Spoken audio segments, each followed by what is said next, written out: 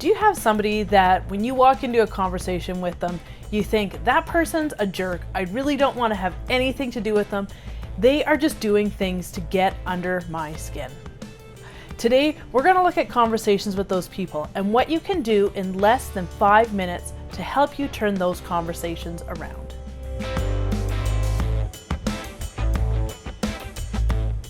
Hi, my name is Crystal Brown and I'm a mediator and a trainer with Korero Solutions. This channel and across our other platforms, we're dedicated to helping you get the conflict resolution and communication skills that you need in order to flourish in your leadership position.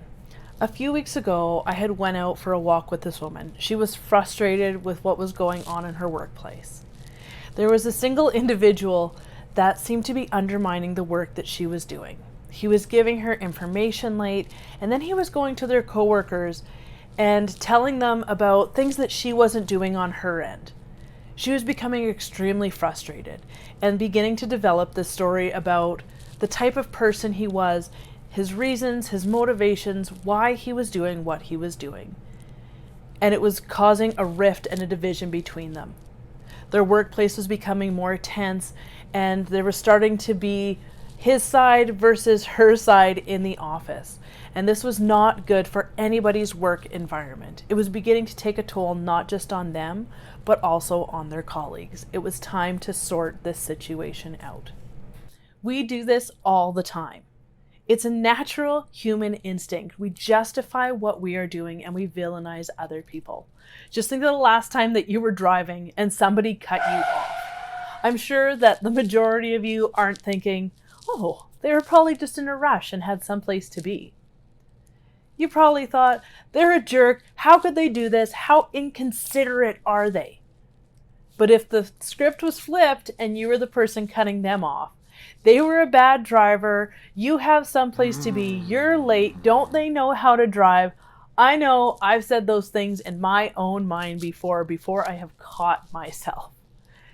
We do it. That's where we go. That's where our brains naturally live. We want to be the hero of our own story. Now, by this, I'm not saying that the other person hasn't done anything wrong. What I am saying is that there's two parts to play and there's a story that you don't know. And that's where this 5-minute change can transform your conversations and your interactions. This woman that I was talking with truly believed that this individual was gunning for her job. He wanted her position.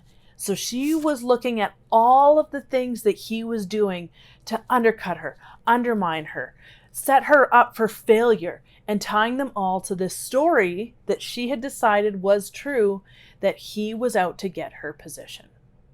So to turn this conversation around and this relationship and team, there are two things that you will need to do in order to transform this conversation.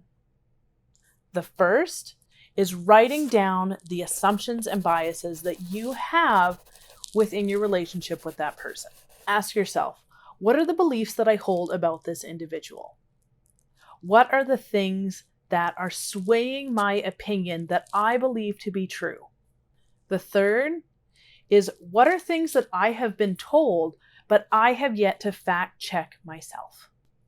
The next step is to write down questions to clarify the assumptions and the biases that you identified first. So if your assumption is that they are trying to villainize you, your question might look like, what made you decide to go and speak to our superior about the report coming late to you before you checked in with me?